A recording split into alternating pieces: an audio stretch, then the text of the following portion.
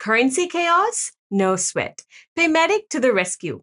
In this video, I'll show you how to set your currency in seconds so you can accept payments from anywhere in this world. No more conversion headaches. Let's get started.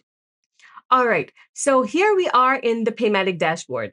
So head over to settings, and this is where the magic happens. All right, awesome.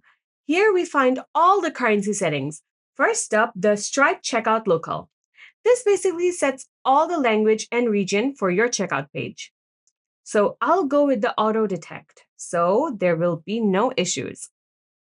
All right, so now the big one, the currency itself. Paymatic supports tons of currencies, so just pick one you need. All right, so let's go for this one, and there we go.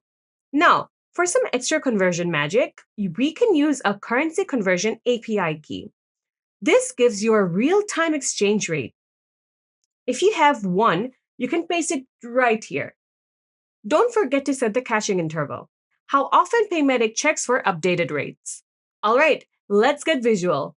Here, we choose where the currency symbol appears, before or after the amount.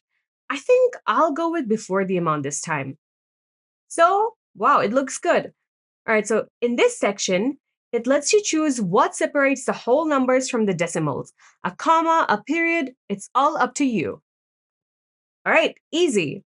Now, this is a neat option. If you have whole numbers, you can choose to hide the decimal points for a cleaner look. Finally, let's talk about abandoned submissions.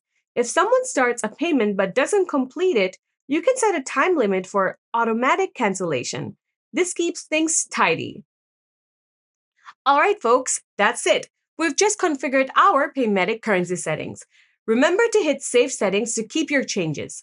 Now, no matter where your audience is, you can accept payments in this preferred currency. Pretty cool, right? So go forth and conquer the global market with Paymatic. And if you have any questions, leave a comment below. See you next time.